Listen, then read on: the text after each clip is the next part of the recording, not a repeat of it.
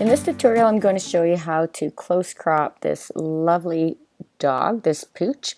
You will also have access to this in the student portal. And so let's take a look at this little poocher. We like to start off with a good original. This one is a little bit pixelated. He's not a bad size. If I look at the bottom left-hand corner, he's 11 megabytes. And you can see we have some nice detail here in the face. Lots of great detail. But you can also see, based on what's called depth of field, short depth of field, it starts to blur out a little bit. And also this dog's probably moving a little bit, so we didn't quite capture really strong detail here.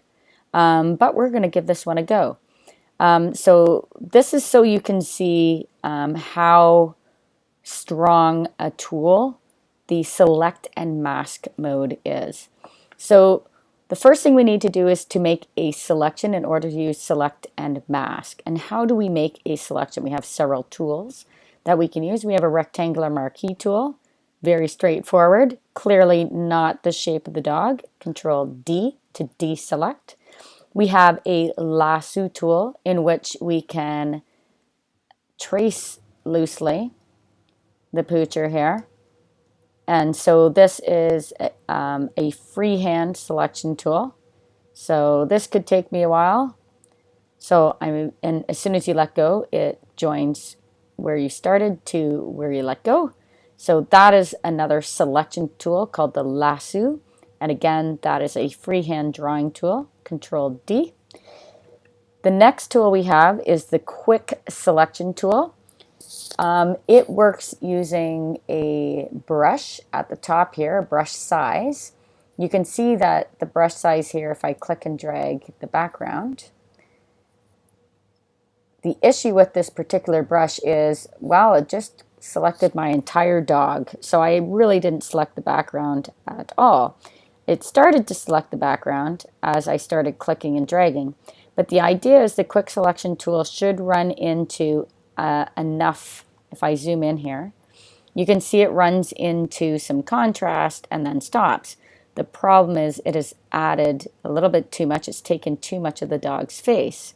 So Control D to deselect that selection. If I work with a smaller brush, will that solve the problem?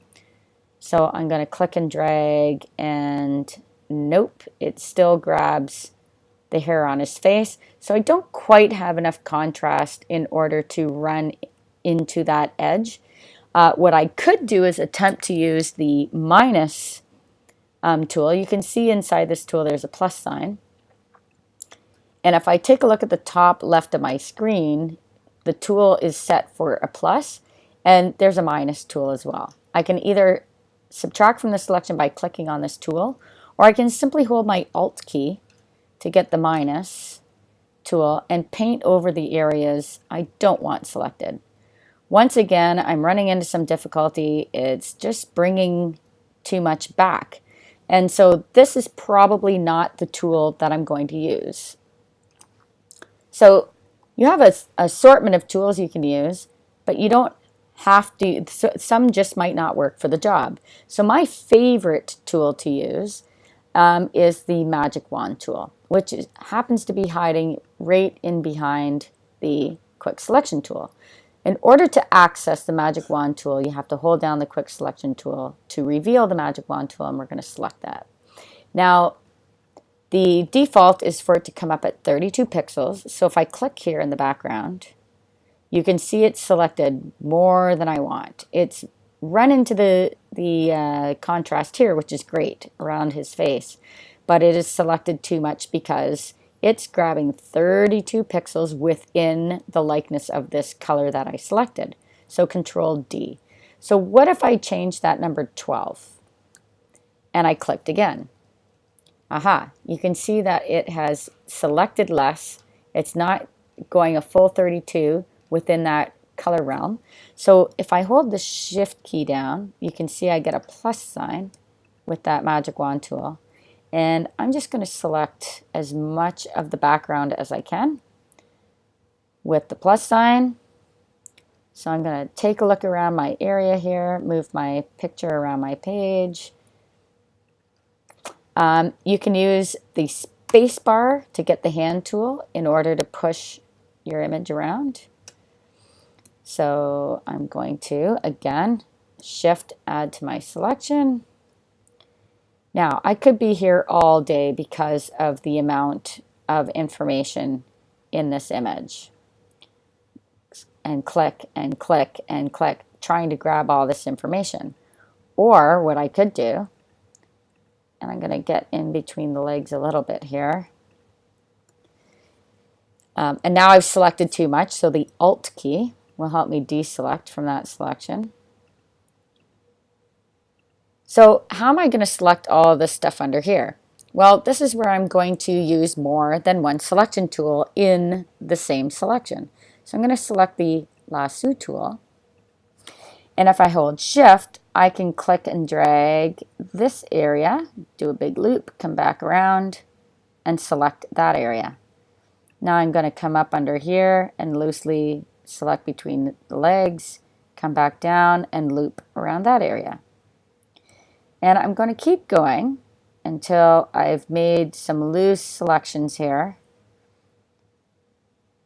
And so that's doubling up. I'm using two completely different tools, but you can use a combination of tools in order to make your selections. So I'm going to loop around here.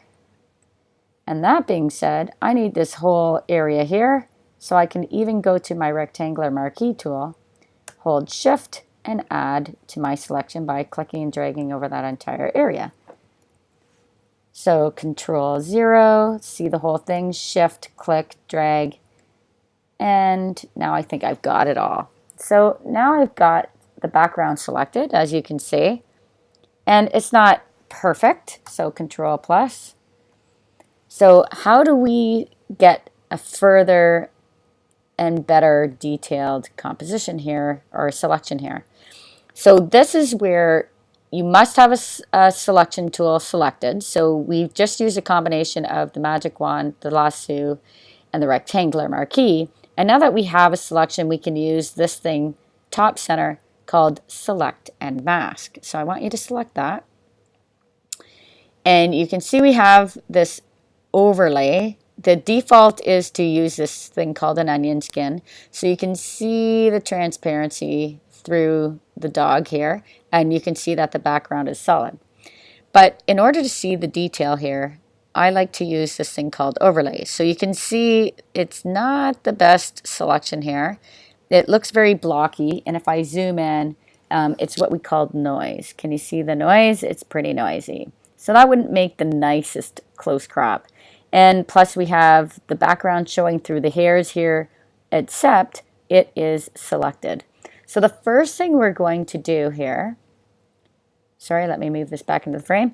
So the first thing we're going to do after we've hit this view, we need to click over here in order to see this thing called edge detection. So if it's closed, you just click on the little triangle to the left. And we're going to get Photoshop to do the work. So if you click on Smart Radius, and then you increase the radius, take a look at what's happening here with the definition of the whiskers. Can you see how it's now defining that edge? So it's not just defining, it's refining that edge. So you can see in here how nicely it's doing that. The bigger the number, the more refined it gets, but sometimes we start losing that detail. So we don't want to go too much. There we go. Now, if we want to take it a step further and select some of these stray hairs that are sticking out and select this background, on the left-hand side here, we have this selection tool. This is going to select information or deselect. So, Control Z, we don't want to do that. We want to use this refine edge tool. So what we're going to do is we're going to start painting over the areas that we want to refine. And you can see, look how great it is at defining and refining that edge. So if I just paint around the edge here, I can pick up some of this stray information here. Now again, I have to be careful how far I go, because you can see, because we had this white against this almost white background, so Control Z, I have to be careful how much I grab. So I might actually have to choose a much smaller brush. So I'm going to go much smaller. Now this is one time I keep telling you to use a soft edge brush, but that's if you're looking for soft edge features so it doesn't look like it's cut out with a brush or a pair of scissors. But in this particular case, we're trying to find the edges. So your hardness should be set at either 100, or you could go down to about 90, and we could refine this edge here by painting over top of it. And you can see now it's getting rid of less and it's picking up a bit more of the detail here. Because again, we don't want to lose any of the content. So we have to be careful over these fuzzy edges here. See that? See how it grabbed too much? Control Z. And that's just because part of this image, you can see that, is very, very close to the background, so we just don't have quite enough contrast. But let's keep going around here and let's see what we can pick up. So we are refining this edge. And this funny tail here.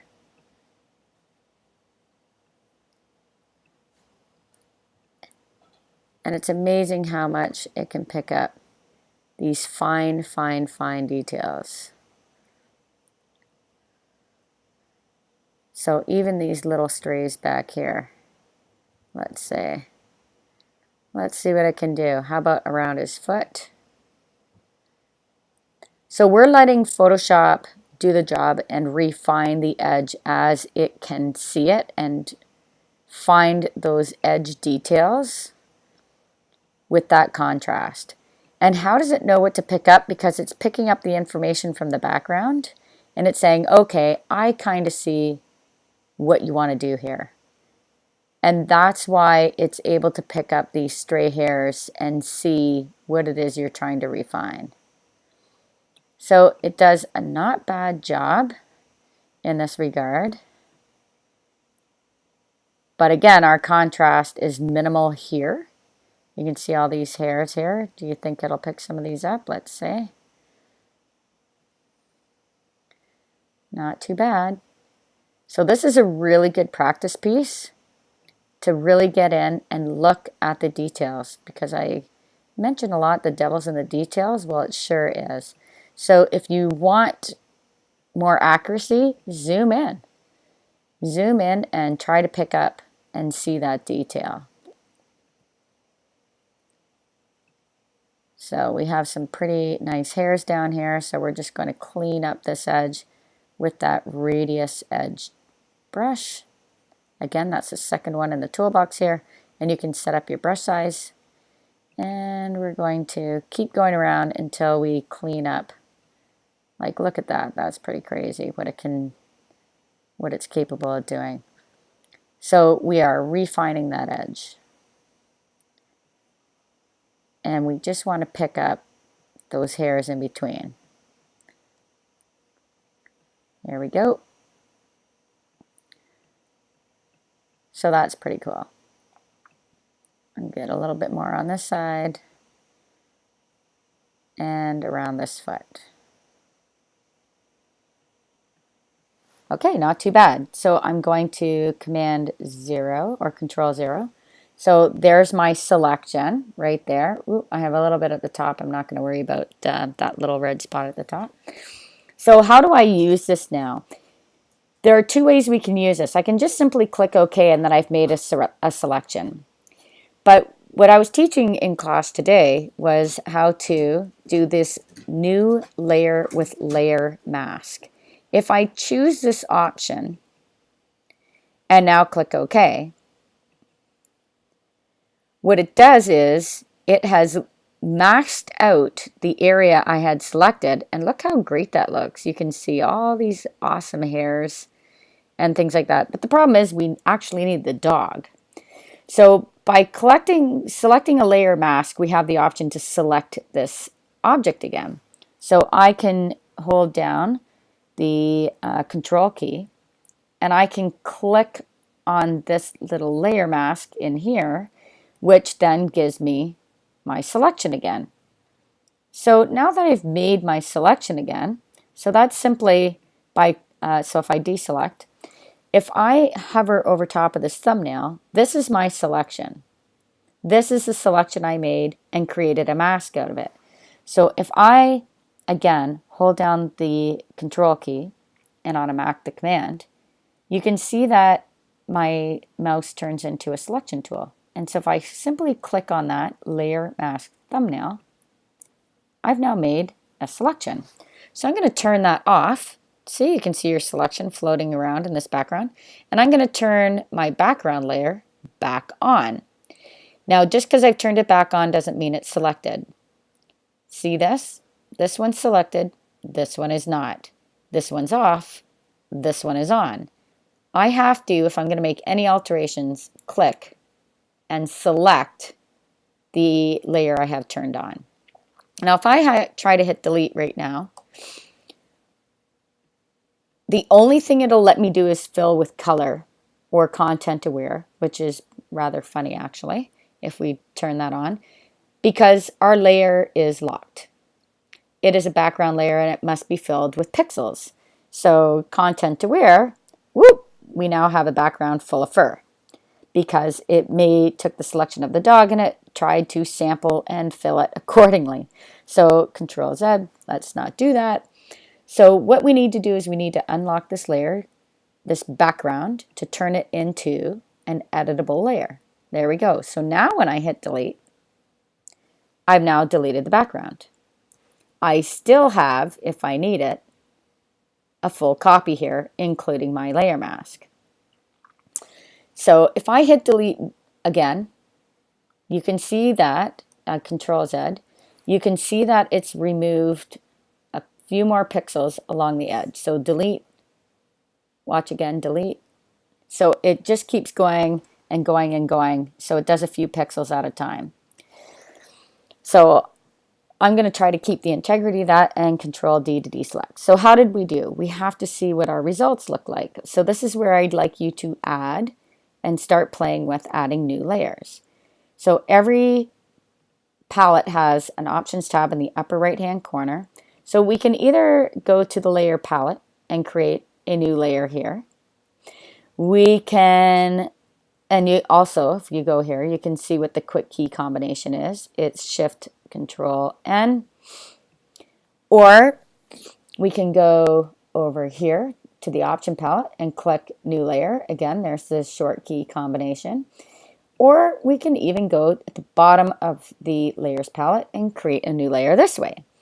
This is the way I tend to do it, is right here. And the reason for that is this option versus this option at the bottom here. This option tab option will give you this new layer box, which allows you to then type in a name. All right, so there's a new layer to which I'm going to add color. So what color am I going to add? I want to make sure that my close crop worked. So I'm going to go to the bottom of my toolbox and select the foreground color. And I'm going to pick a purple. How's that? And I need to fill this layer, this empty layer, with color. So there are two ways I can do that. Hiding under the gradient tool is a paint bucket. And I can simply click and fill the entire layer with that color. So I'm literally spilling the paint in there. Or I can go under Edit, Fill, and choose the foreground color, which happens to be the purple that I chose. And that'll do the same thing. Again, Adobe gives you many options to do the same thing. Whatever it is that you choose, if the end result is the same, doesn't matter how you get there. Now, if I want to see what my close crop looks like, I need to take this layer. Layers are interchangeable, and I need to drag and drop it underneath the other one. You will notice a double line shows up to show you that, yes, indeed, you are moving that layer underneath this one. There we go. That's a pretty good close crop. Look at that. Not too shabby. All right, that's a great close crop.